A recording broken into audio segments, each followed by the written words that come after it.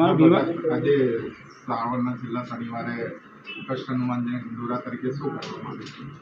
શ્રાવણ માસ એટલે પવિત્ર માસ ને પવિત્ર માસ હોય એટલે ભક્તોની ભીડ અને ભક્તોનું ઘોડાપુર.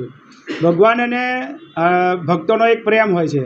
શ્રાવણ માસ નિમિત્તે 12 જ્યોતિર્લિંગના જે દર્શન હિંડોળાનું આયોજન રાખેલું છે. કહે છે કે 12 જ્યોતિર્લિંગના જ્યારે દર્શન કરવાના હોય તો આખું ભારત ભ્રમણ કરવું પડે, આખું ભારત ફરવું પડે, ત્યારે 12 જ્યોતિર્લિંગના આપણે દર્શન થતા હોય છે. તો આજે તરસાલી તળાવ મારુતિ મંડળ દ્વારા જે ભક્તોને જે દીકરાઓએ જે ખૂબ મહેનત કરી આજે 12 જ્યોતિર્લિંગના હિંડોળાનું આજે આયોજન કર્યું છે.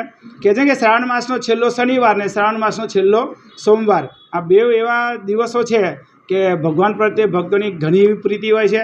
અને હું તો એવું કહીશ કે દાદાને પ્રાર્થના કરીશ કે સમસ્ત જીવોનું કલ્યાણ થાય, આખો ભારત દેશ હળીમળીને રહે અને બહુ પ્રેમથી રહે.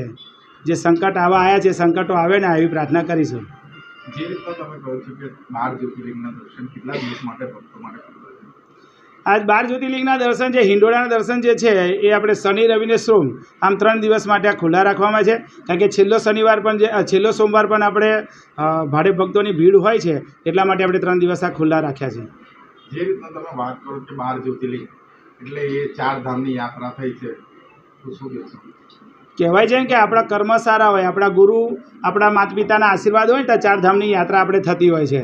અને 4 ધામની યાત્રાની અંદર જ્યારે કેદારનાથ પ્રભુ જો આવી જતા હોય તો હું તો કહું છું કે 12 જ્યોતિર્લિંગના પણ જો દર્શન આપણા નસીબમાં જો હોય તો આ દર્શન થાય. અને જે દર્શન કરી લે ને એટલે એવું માનવાનું કે એનું આત્માનું, એનું પોતાનું, એના પરિવારનું આ કલ્યાણ થઈ જાય. એ 12 જ્યોતિર્લિંગની અંદર એટલું બધું તેજ છે કે આપણે એમની સમક્ષ પણ જ્યારે ઊભા થઈ જઈએ ને તો આપણે ગમે તેવા કરેલા પાપ ભરીને ભસ્મ થઈ જતા હોય છે. જે રીતના 12 જ્યોતિર્લિંગ બનાવવામાં આવ્યા છે કેટલા દિવસની છોકરાઓની મહેનત થતી? આ તો હનુમાન દાદાની કૃપા કહે છે કે બળબુદ્ધિનો દાતાર છે.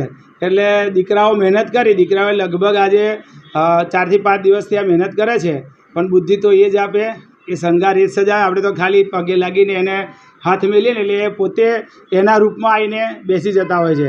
એટલે તમને સેમ ટુ સેમ આજે 12 જ્યોતિર્લિંગ તમે જુઓ ને તો કમ્પ્લીટ લાગતા હશે આજે.